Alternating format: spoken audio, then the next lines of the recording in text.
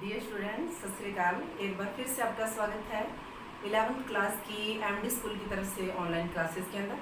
कल अपनों ने बेटे स्टार्ट किया हुआ है केमिस्ट्री में चैप्टर नंबर 1 जिसका नाम है रसायन विज्ञान की कुछ मूलभूत अवधारणाएं, या जिसको अपने इंग्लिश के अंदर बोल देते हैं some fundamental concept of chemistry. तो कल की क्लास के अंदर अपनों ने विज्ञान की या साइंस की डेफिनेशन कर ली। उसके बाद में हमने किया रसायन विज्ञान को, यानी कि रसायन विज्ञान की जो परिभाषा है या जो डेफिनेशन है उसको कंप्लीट किया हमने। जस्ट उसके बाद में हमने जो टॉपिक किया था वो था रसायन विज्ञान की शाखाएं या ब्रांचेज ऑफ केमिस्ट्री के बारे में। ठीक है, आज का अपना टॉपिक है इम्पोर्टेंस ऑफ केमिस्ट्री या यूजेज ऑफ केमिस्ट्री। आज जो अपने टॉपिक कर रहे हैं, तो आज के टॉपिक का नाम है रसायन विज्ञान की उपयोगिता या रसायन विज्ञान का महत्व, और इंग्लिश के अंदर इसको अपने बोल सकते हैं importance of chemistry. Importance of chemistry या बोल सकते हैं यूजेस ऑफ केमिस्ट्री।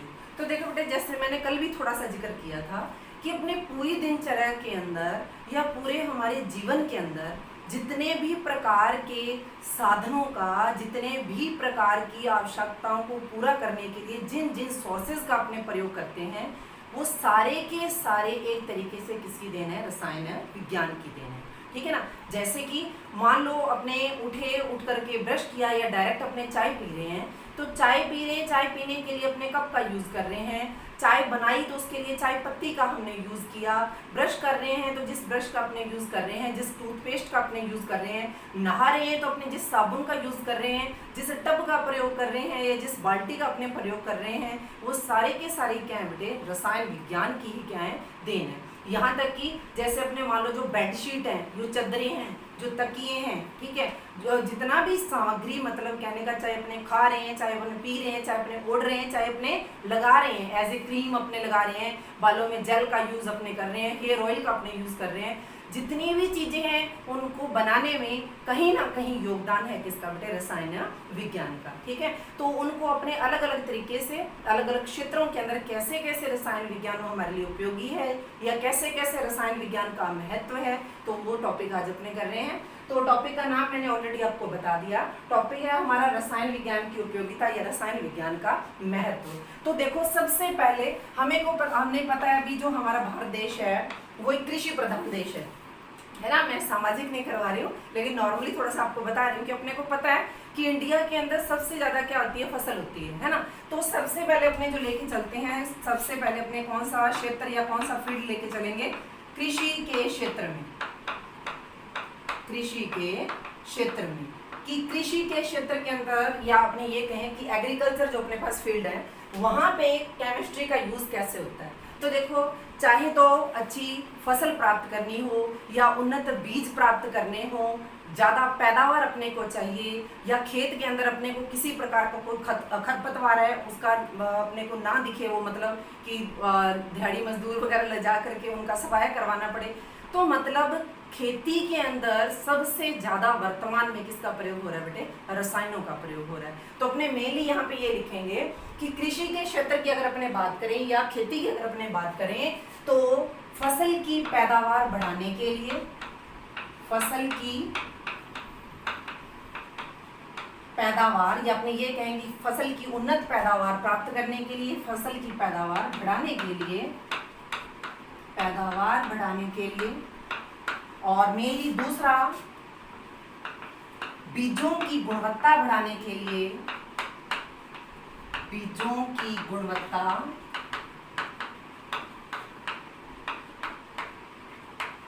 बढ़ाने के लिए, अधिक फसल उत्पादन के लिए, हर एक की इच्छा होती है ना कि ज़्यादा से ज़्यादा अपने को क्या प्राप्त हो।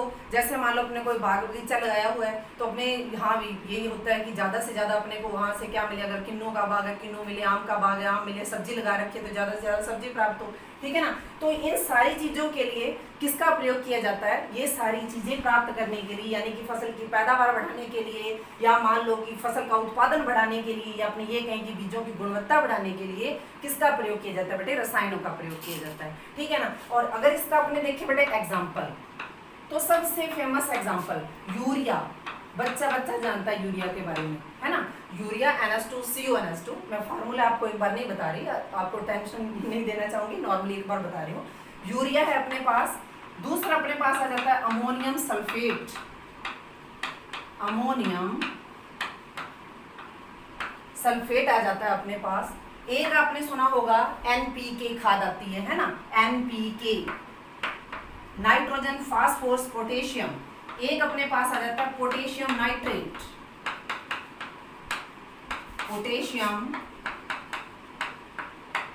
Nitrate, ammonium nitrate. इस तरीके से बहुत सारे हैं, लेकिन बस 2-3 अपने याद रह जाएं, इतना ही काफी है, ठीक है। नॉर्मली से आपको बात पता होनी चाहिए कि कृषि के क्षेत्र में रसायन का प्रयोग किस चीज के लिए हो रहा है और किस किस रसायन का प्रयोग हो रहा है। जैसे यूरिया है, अमोनियम सल्फेट है, अमोनियम कार्बोनेट भी आ जाता है, ठीक है, लेकिन मेनली अपने 2-3 ध्यान में रख लेंगे, urea, ammonium sulphate, NPK, potassium nitrate etcetera या आदि। सेकंड अपने पास आ जाता है कि खेती अपने कर रहे हैं, तो खेती कर रहे हैं किसके लिए, खाने पीने के लिए, ठीक है ना, कि एक तो अपने को क्या प्राप्त हो, उससे रुपए प्राप्त हो, कि अपने फसल को बेचेंगे तो उससे क्या होगी, इनकम होगी अपने को। और दूसरा कि खेत के अंदर अगर अपने साग सब्जी लगा रहे हैं तो वो कहीं से बाहर से अपने को परचेज या खरीदनी नहीं पड़ेगी, ठीक है।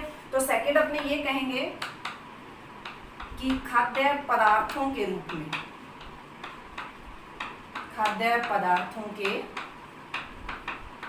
रूप में। तो ये चीज आपने 10th के अंदर भी पढ़ी हुई है कि जैसे अपने जितनी भी चीजें खा रहे हैं, चाहे अपने चॉकलेट खा रहे हैं, चाहे अपने टॉफी खा रहे हैं, चाहे अपने बिस्किट खा रहे हैं, अचार, जैम, जेली, मुरब्बा, मतलब जितनी भी चीजें अपने मार्केट से लेके आते हैं उन सबके अंदर किसका प्रयोग किया जाता है बेटे, रसायनों का प्रयोग किया जाता है, ठीक है ना। यहाँ तक कि जैसे अब औरतें पहले से ज़्यादा समझदार हो गई हैं कि जैसे पहले तो क्या करते थे, अचार वगैरह बनाने के लिए उसमें ज़्यादा से ज़्यादा सरसों के तेल का इस्तेमाल किया जाता था।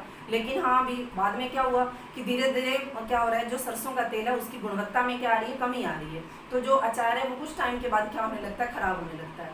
तो उसको लंबे टाइम तक स्टोर करने के लिए, हाँ ठीक है, मैं ये नहीं कह रही कि बिल्कुल इग्नोर कर दिया गया है सरसों के तेल को, सरसों के तेल का भी इस्तेमाल होता है। लेकिन जैसे अपने मार्केट से जब भी अचार वगैरह लेके आते हैं तो वहाँ अपने देखते हैं किसका प्रयोग होता है, सिरके का प्रयोग होता है। सिरका या एसिडिक अम्ल अपने जिसको बोल देते हैं, जिसका फॉर्मूला शायद आपको ध्यान में हो, CH3COOH। अगर ध्यान में है तो बहुत बढ़िया, नहीं है तो कोई बात नहीं, सीख जाओगे, ठीक है ना। तो कहने का मतलब ये, खाद्य पदार्थ के रूप में जितने भी चीजें अपने इस्तेमाल कर रहे हैं, चाहे अपने बिस्किट का इस्तेमाल कर रहे हैं, चाहे अपने अचार खा रहे हैं, चाहे अपने जैम का यूज कर रहे हैं, जैम है, जेली है, अचार, मुरब्बा, ठीक है ना, इस तरीके की जितनी भी सामग्री आती है, टॉफी आती है, चॉकलेट आती है, वो सारे के सारे कहीं ना कहीं बने हुए हैं किससे, रसायनों से बने हुए हैं, ठीक है। तो जैसे अपने बात कर रहे थे अचार की, आपने पढ़ा हुआ है, अचार को लंबे समय तक सुरक्षित रखने के लिए उसमें क्या मिला दिया जाता है, एसिडिक एसिड मिला दिया जाता है। इसी तरीके से अगर अपने बात करते हैं, आजकल जैसे चिप्स है, कुरकुरे वगैरह अपने खूब खाते हैं, खाना खाना चाहे भूल जाए लेकिन उनका यूज अपने जरूर करते हैं, तो उसके अंदर भी उनको संरक्षित रखने के लिए किसका यूज करते हैं, नाइट्रोजन गैस का। और ये 10th में मुझे अच्छी तरीके से याद है, लेसन के लास्ट में लाइन दी हुई है कि जो अपने पास ये क्या नाम है, अपने चिप्स या फिर कुरकुरे जो हैं उनको लंबे समय तक सुरक्षित रखने के लिए उन पैकेट्स के अंदर कौन सी हवा भरी होती है, तो वहाँ पे अपने लिखते हैं नाइट्रोजन गैस भरी होती है, ठीक है ना।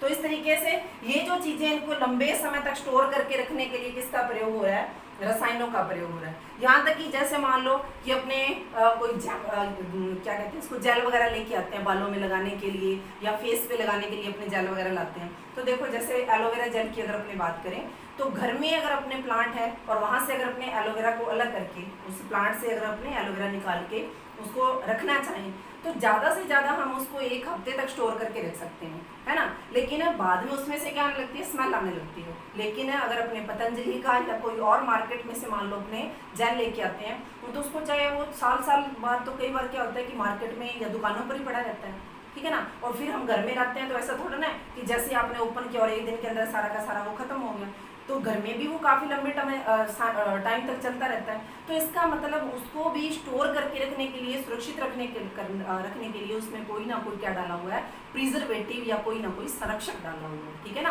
तो कहने का मतलब कृषि का क्षेत्र हो चाहे अपने पास खाद्य पदार्थ का क्षेत्र हो, दोनों के अंदर ही इस्तेमाल किया जाता है बेटी इसका, रसायन का। थर्ड अपने पास आ जाता है मेनली जो हमारा मेडिकल डिपार्टमेंट है या जिसको अपने बोल देते हैं चिकित्सा व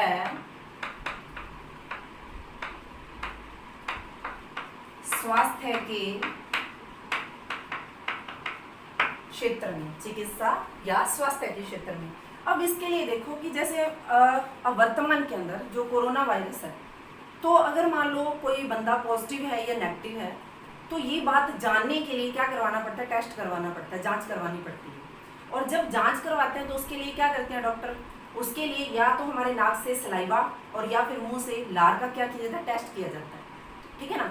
और फिर उसके अंदर क्या मिलाया जाता है, लैब के अंदर गए या प्रयोगशाला में गए, वहां पे उसमें क्या मिलाया, केमिकल मिलाया। केमिकल मिलाने के बाद जो रिजल्ट आया तो उससे पता चलता है कि हाँ भाई फला बंदा पॉजिटिव है या नेगेटिव है। तो मतलब मनुष्य में होने वाली बीमारियों को जानने के लिए कि उसको बीमारी कौन सी है, पहले तो उसको जानना है, जानने के बाद उसका ट्रीटमेंट करने के लिए, उसका उपचार करने के लिए किसका प्रयोग किया जाता है, रसायनों का प्रयोग किया जाता है, ठीक है। तो अगर मैं चिकित्सा और स्वास्थ्य की बात करूं तो नॉर्मली अपने ये लिखेंगे कि मनुष्य में बीमारियों की पहचान व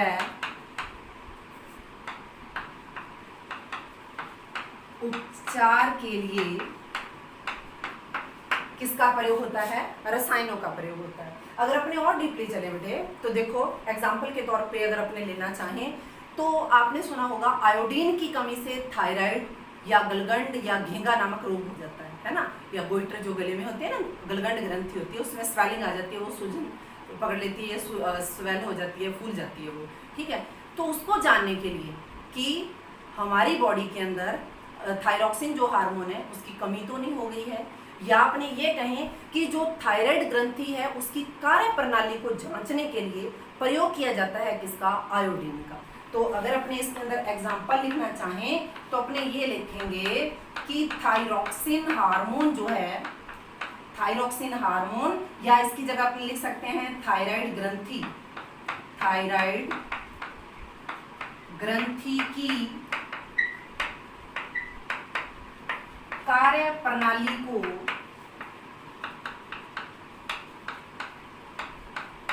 जानने के लिए आयोडीन के समस्थानिक,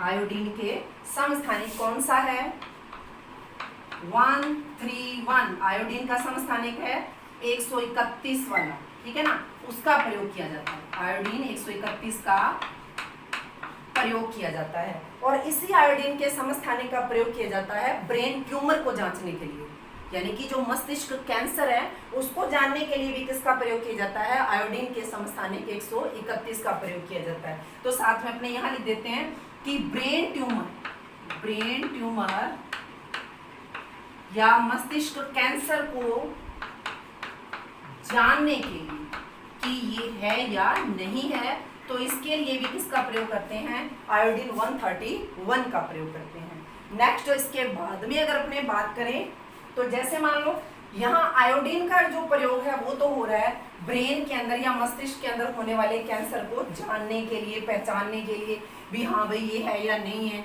या फिर थायरॉक्सिन जो हार्मोन है वो स्रावित होता है कौन सी ग्रंथि से, थायराइड ग्रंथि से। तो थायराइड ग्रंथि की कार्य प्रणाली को जांचने के लिए भी किसका प्रयोग हो रहा है, आयोडीन 131 का प्रयोग हो रहा है। तो नेक्स्ट इसी के अंदर अपने देखें सेकंड एग्जांपल। तो अपने पास जो कोबाल्ट है, कोबाल्ट जिसका सिंबल होता है बेटे CO, इसका अपने पास समस्थानिक है कोबाल्ट 60। इसी तरीके से रेडियम, रेडियम सिंबल होता है बेटे RA, इसका समस्थानिक है 226 वाला, रेडियम 226 का प्रयोग, यानी कि इन दोनों का प्रयोग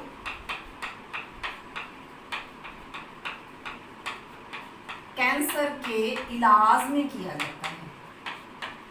वहां तो पहचान हो रही है, और इन दोनों का प्रयोग किसके लिए हो रहा है, कैंसर के ट्रीटमेंट के लिए हो रहा है, कैंसर के इलाज के लिए हो रहा है। अब जैसे वे अपने बोल तो देते हैं भी हाँ भाई एलोपैथिक दवाइयाँ नहीं लेनी चाहिए, आयुर्वेदिक ले लो, होम्योपैथिक ले लो, लेकिन बेटे कोई भी चाहे सिस्टम है, चाहे आयुर्वेदिक है, चाहे होम्योपैथिक है, चाहे एलोपैथिक है, तीनों के तीनों तीन नाम लिए हैं मैंने। चाहे तो आयुर्वेद की बात कर रहे हैं, आयुर्वेद, एलोपैथी, होम्योपैथी आदि पद्धतियों में प्रयुक्त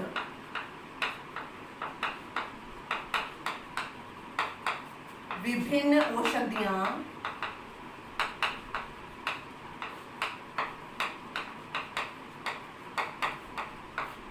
रसायनों द्वारा ही क्या होती हैं, निर्मित होती हैं, रसायनों द्वारा निर्मित होती हैं। ठीक है, ये हो गया किसके क्षेत्र में, चिकित्सा और स्वास्थ्य के क्षेत्र में। अब इसके बाद में अपने बात करते हैं उद्योग के क्षेत्र में या फिर व्यापार के क्षेत्र के अंदर। तो कोई भी उद्योग, कोई भी XYZ कोई भी उद्योग आप ले लो, तो उसकी हम रसायन के बिना या केमिस्ट्री के बिना कल्पना भी नहीं कर सकते। मतलब नेक्स्ट हमारे पास आ जाता है उद्योग या व्यापार के क्षेत्र में कोई सा भी उद्योग, चाहे सीमेंट है, चाहे चमड़ा उद्योग है, चाहे कपड़ा उद्योग है, चाहे रंजक उद्योग है, ठीक है, और इसके अलावा चाहे कपड़ा उद्योग है, और चाहे साबुन उद्योग है, चाहे डिटर्जेंट उद्योग है, मतलब कोई भी ऐसा डिपार्टमेंट नहीं है, कोई भी ऐसी इंडस्ट्री नहीं है जहाँ पे रसायन का प्रयोग नहीं होता। और सबसे ज्यादा यूज करते हैं हम डेली लाइफ के अंदर किसका, पॉलीथीन की थैलियों का इस्तेमाल करते हैं, प्लास्टिक के डिब्बों का इस्तेमाल करते हैं, प्लास्टिक की बाल्टी का इस्तेमाल करते हैं, प्लास्टिक के पाइप्स का इस्तेमाल करते हैं। वो सारे के सारे जो एग्जाम्पल हैं वो किसके अंतर्गत आ जाते हैं बेटे, पॉलीमर या बहुलक के अंतर्गत आ जाते हैं। ठीक है, तो ये जो उद्योग है इसमें भी प्रयोग होता है किसका, रसायन का। बहुलक आदि उद्योगों में किसका प्रयोग होता है, रसायन का प्रयोग होता है। बहुत ज्यादा डीपली ना जा करके सिंपल सा अगर मैं एग्जांपल दूं किसका, बहुलक, और बहुलक के अंदर एग्जांपल दूं किसका बेटे, पॉलीथीन का, जो सबसे ज्यादा चाहे शॉपिंग करो, चाहे खाने का सामान लाओ, जो भी लाते हैं तो उसके लिए हम यूज करते हैं किसका, पॉलीथीन का प्रयोग करते हैं। तो पॉलीथीन हमने पढ़ा हुआ 10th में एथेन, एथीन। तो एथीन जो है, एथीन को उच्च ताप और उच्च दाब पर, बहुत ज्यादा टेम्परेचर और बहुत ज्यादा प्रेशर दे करके क्या कर दिया जाता है, गर्म कर दिया जाता है। तो जो एथीन है वो चेंज हो जाता है या उससे क्या बन जाता है बेटे, पॉलीथीन बन जाता है। अब जो पॉलीथीन है ये भी अपने को पता है, ये दो प्रकार की होती है, एक बढ़िया क्वालिटी की और एक होती है घटिया क्वालिटी की। जैसे कि अब मान लो कि एक तो अपने सब्जी या मान लो कोई फल फ्रूट वगैरह लेके आते हैं, या मान लो नॉर्मल अपने को एक आधा कोई पाउडर क्रीम लेके आए, तो उसके लिए अपने को थैली दी जाती है। और एक थैली जब अपने मान लो शॉपिंग करके आ रहे हैं, किसी कपड़ों की शॉपिंग करके आते हैं, तो वहां अपने को जो थैली दी जाती है तो वो वाली हो गई। मतलब जो पॉलीथीन है इट्स ऑल्सो टू टाइप, ये दो प्रकार की है, एक होती है बढ़िया, एक होती है घटिया, यानी कि एक तो होती है HDP और एक होती है LDP।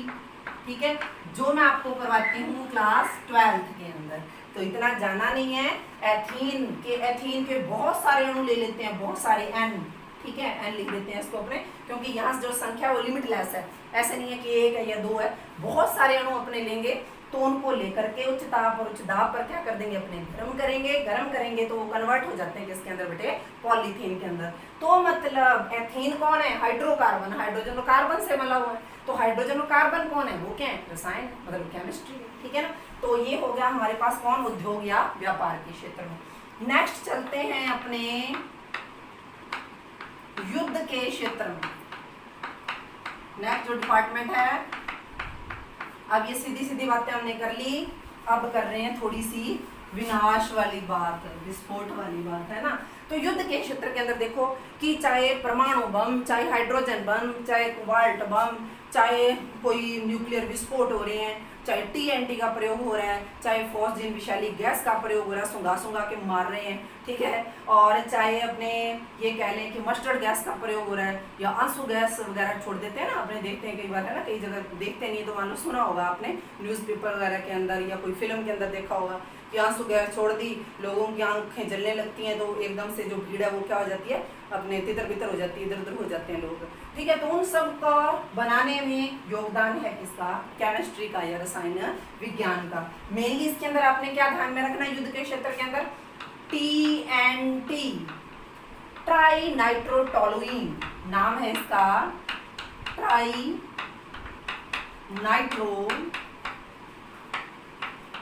नाइट्रोटोलुइन।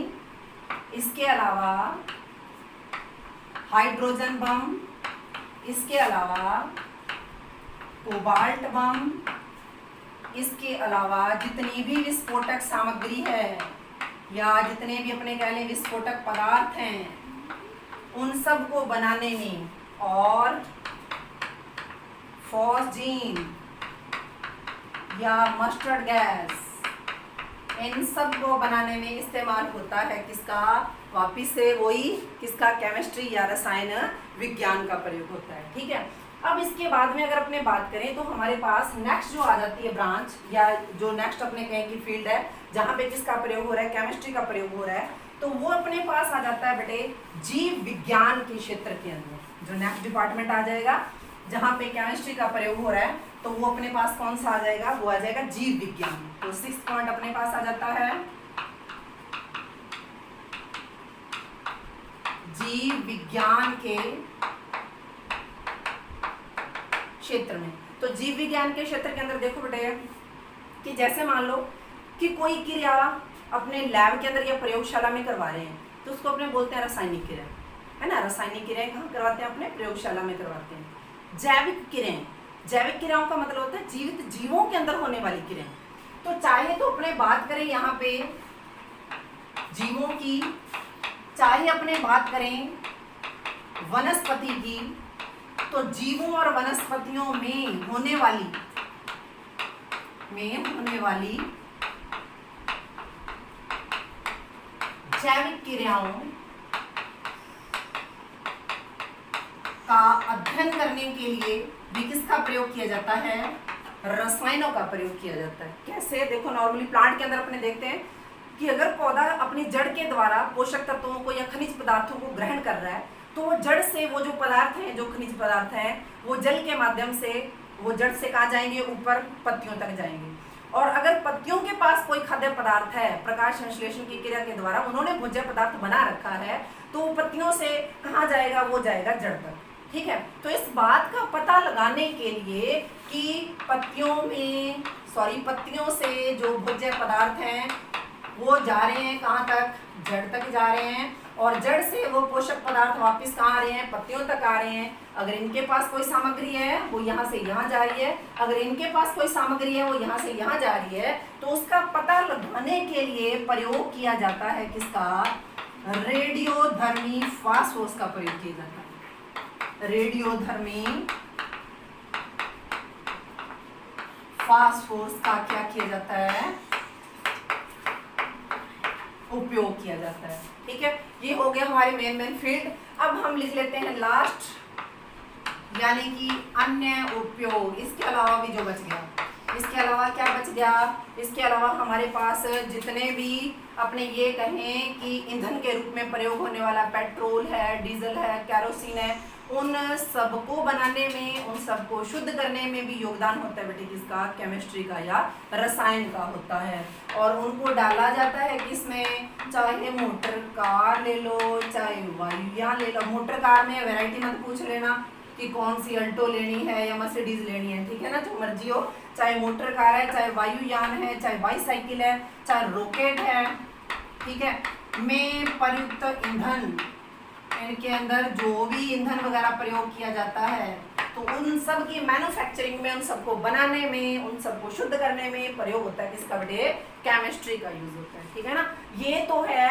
अगर बाय द वे हमारे से कोई ये पूछे कि रसायन विज्ञान की इंपॉर्टेंस क्या है या रसायन विज्ञान का महत्व क्या है, अब मैं आपको इसमें से वो क्वेश्चन बताती हूँ निकाल के जो आपके किसी कंपटीशन के पॉइंट ऑफ व्यू से क्या रखते हैं, इंपॉर्टेंस रखते हैं या महत्व रखते हैं। ठीक है, शायद टॉपिक समझ में आ गया होगा। अगर समझ में आ गया तो फटाफट से हम इसको कर लेते हैं रिवाइज। पहले तो गप तो मार ही देते हो, और गप मारने से पहले मेन में जो हेडिंग है उसका पता होना चाहिए आपको, है ना। रसायन विज्ञान का महत्व, कौन कौन से डिपार्टमेंट लिए, एक तो लिया हमने कृषि के क्षेत्र में, एक लिया हमने खाद्य पदार्थों के क्षेत्र में, एक हमने लिया उद्योग या व्यापार के क्षेत्र में, एक हमने लिया किसमें, जीव विज्ञान के क्षेत्र में, फिर हमने बात की चिकित्सा और स्वास्थ्य के क्षेत्र में, चिकित्सा और स्वास्थ्य के क्षेत्र में, और हमने किसमें, और हमने बात की अन्य उपयोग इसके।